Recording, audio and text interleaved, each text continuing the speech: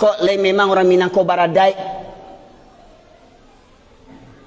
Sara mangato adai memakai.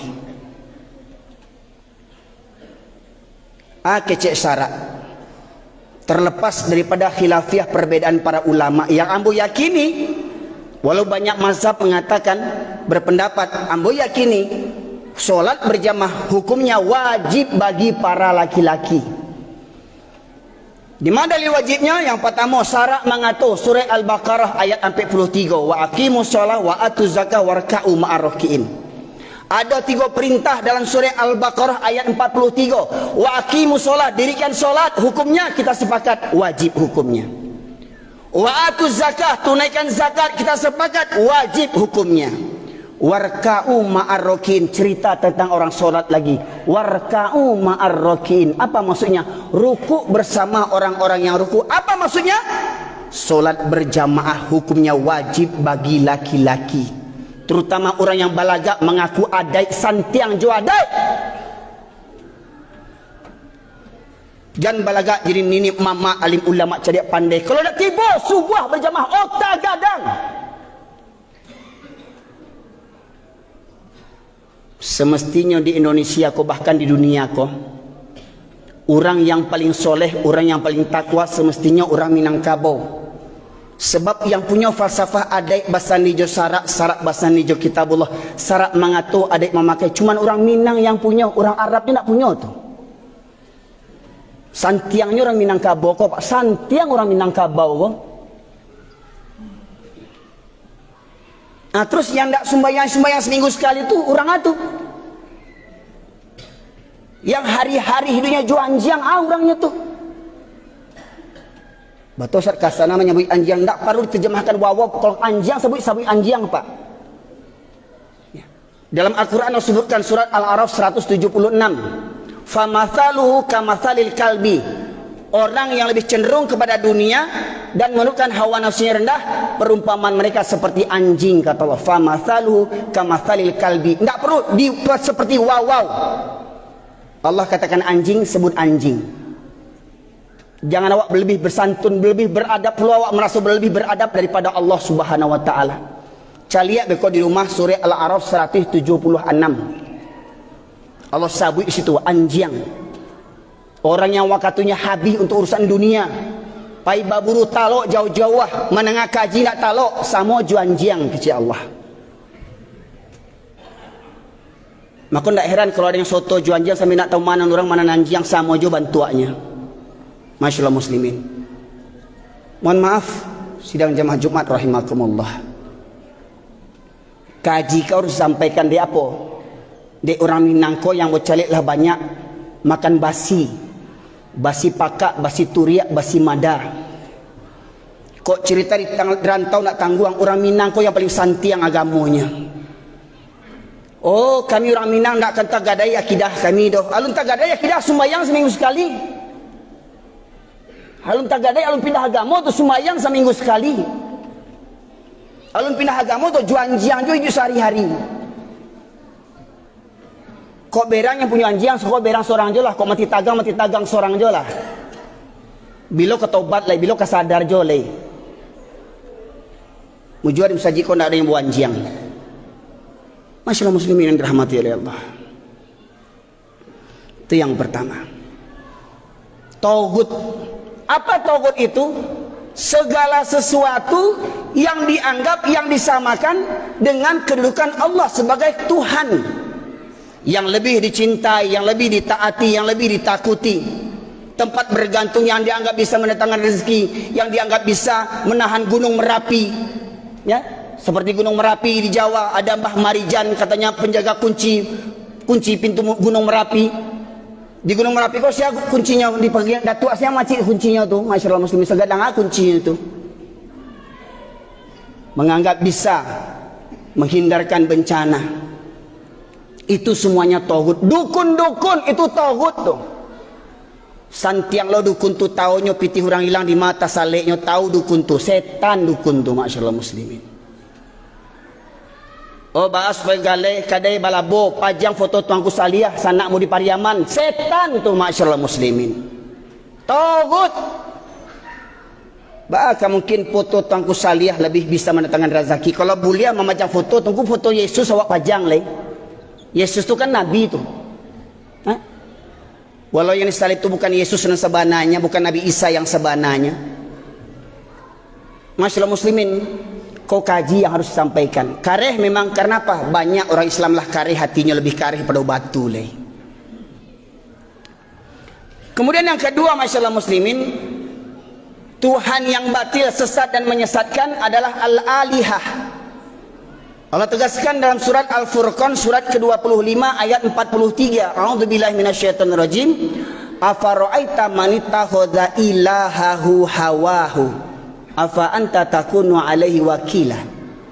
Pernahkah kau perhatikan orang yang mempertuhankan hawa nafsunya, mempertuhankan hawa nafsunya?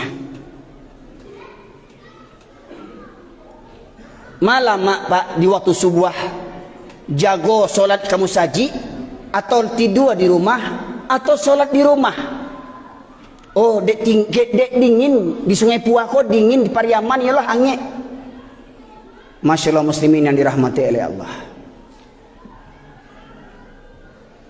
Di masa Nabi ada Bilal yang pertama namanya Bilal. Di masa Nabi itu dua masyaallah muslimin. Karena di masa Nabi memang azan subuh itu 2 kali. Ya, azan pertama untuk menjagukan orang untuk solat tahajud atau puas untuk sahur. Azan kedua baru masuknya waktu solat. Azan pertama dikumandangkan oleh Abdullah bin Ummi Maktum. Si Abdullah bin Ummi Maktum kau sahabat Nabi. Dek beliau kau lah perantaranya turun surat Abasa wa Tawalla. Surat Abasa. Lah gaya kecilnya bersobat ya Rasulullah. Ya Rasulullah, engkau tahu aku orang tua yang buta. Aku orang tua yang buta, kata Abdullah bin Ummi Maktum. Rumahku jauh dari masjid. Jalan ke masjid berliku-liku. Banyak binatang berbisa, ular, kalajengking, ya, sipasan.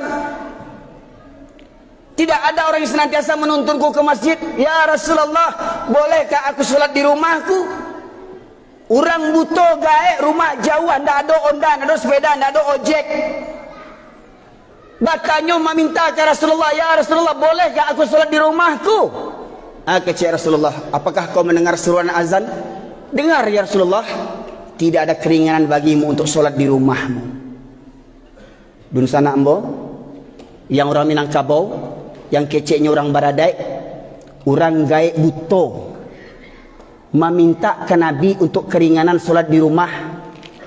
Jangan kecek kajian bo kareh, suara moyo kareh sebab mo lahir di Medan, tinggal di Pariaman, ya, darah Batak bersambung bersujadah Pariaman, makanya kareh suara mo. Tapi amo tak pernah seperti Rasulullah. Kecek Rasulullah, datang orang buta kecek Rasulullah meminta keringanan sembahyang di rumah.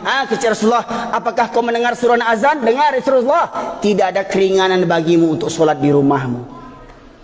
Orang tua buta tidak dapat keringanan solat di rumah. Hei kalian para pemuda, sehat, rumah dekat masjid, mobil mewah banyak, motor banyak, kekayaan banyak, tidak ke masjid.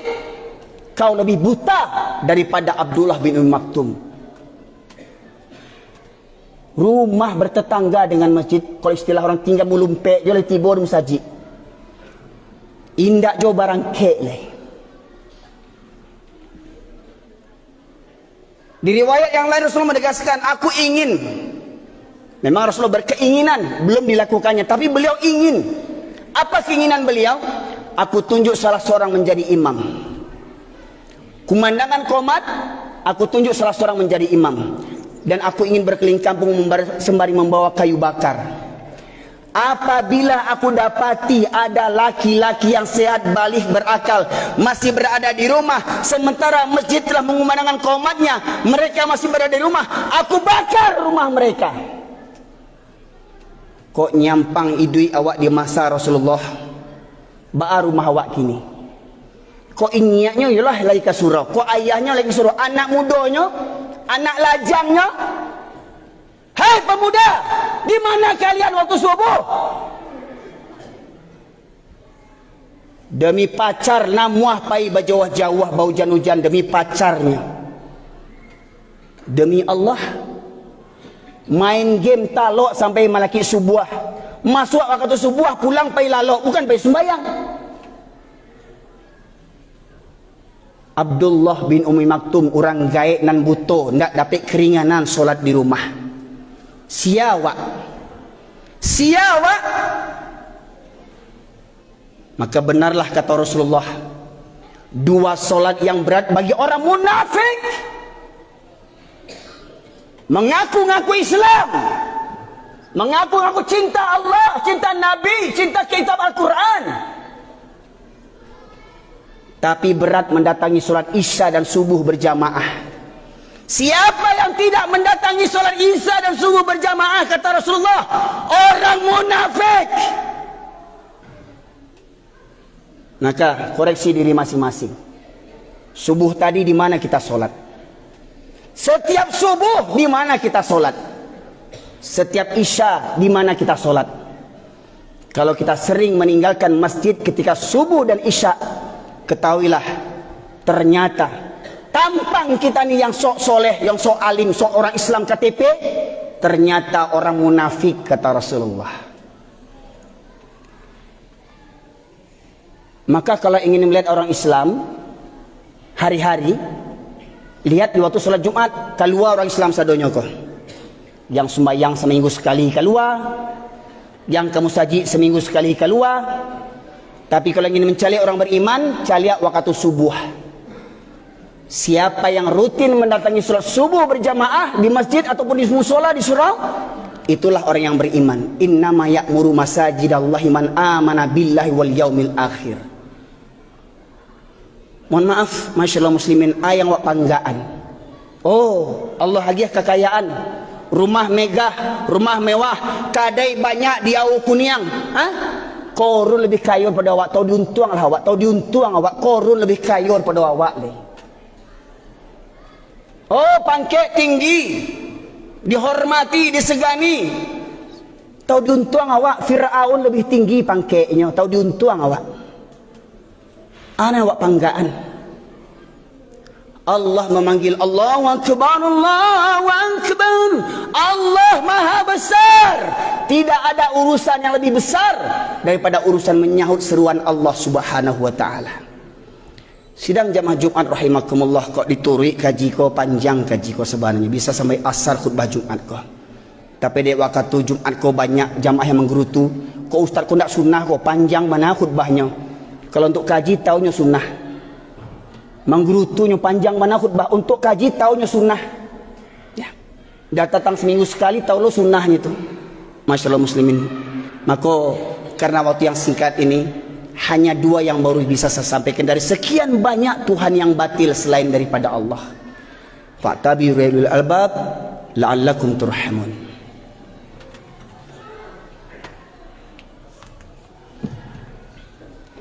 Alhamdulillah alladzi khalaqal mauta wal hayata liyabluwakum ayyukum ahsanu amala. Asyhadu an la ilaha illallah wahdahu la syarika lah wa asyhadu anna Muhammadan abduhu wa rasuluhu alladzi la nabiyya ba'da. Allahumma salli wa sallim ala nabiyyina Muhammad wa ala alihi wa sahbihi ajma'in. Masyaallah muslimin, sidang jamaah Jumat rahimakumullah. Di khutbah kedua ini saya sampaikan satu firman Allah, surat Al-Kahfi ayat 103 sampai 106. Allah berfirman, a'udzubillahi minasyaitonir rajim. Qul hal nunabbi'ukum bil akhsarina a'mala alladzina dhalla sa'yu fil hayatid dunya wa hum yahsabuna annahum yuhsinuna sun'a. Ulaika alladzina kafaru bi ayati rabbihim wa liqa'ihi fahabitat a'maluhum fala nuqimu lahum yaumal qiyamati wazna. Dzalika jazaa'um jahannamu bima kafaru wattakhadhu ayati wa rusuli huzwa. Allah berfirman yang artinya, maukah aku beritahukan kepada kalian tentang orang yang paling merugi amal perbuatannya? Kata Allah, maukah aku beritahukan kepada kalian tentang orang yang paling merugi amal perbuatannya? Yaitu orang-orang yang sia-sia amal ibadahnya selama hidupnya di dunia, tetapi dia menyangka telah berbuat sebaik-baiknya. Anan kurang diambo. Ambulah Islam 7 keturunan, ambulah solat, lah puasa, lah berzakat, lah haji, lah kurban, lah umroh, lah cukup sadonyo, an kurang diambo. Menurut dirinya lah berbuat sebaik-baiknya. Tapi kata Allah, semua amalnya sia-sia. Selama hidupnya di dunia, amalnya sia-sia. Ada orang gaib meninggal umur 80 tahun. Selama 80 tahunnya beribadah, selama 80 tahunnya memeluk Islam, semua amalnya sia-sia. Apa sebabnya? Ayat berikutnya Allah menegaskan, ulaikal ladzina kafaru bi ayati rabbihim wa liqa'ih.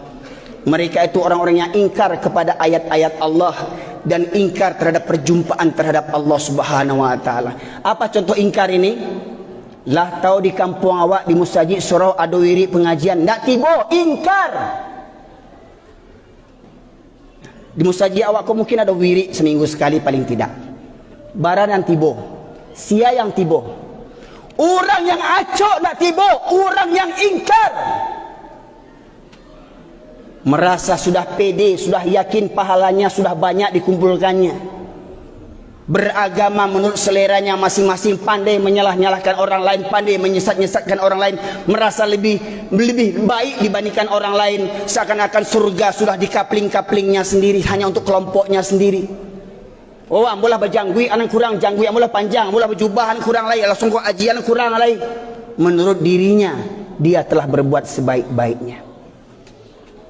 Maka kata Allah, fahabitat amalu, maka hapuslah semua amal-amalnya. Semua amalnya hapus, kata Allah. Dan di akhirat kami tidak mengadakan penimbangan terhadap amalnya. Di akhirat tidak ditimbang amalnya. Maka masyaallah muslimin, balasan mereka adalah neraka jahanam. Dikarenakan mereka menjadikan ayat-ayat Allah sebagai gurau-gurauan dan menjadikan para nabi sebagai gurau-gurauan.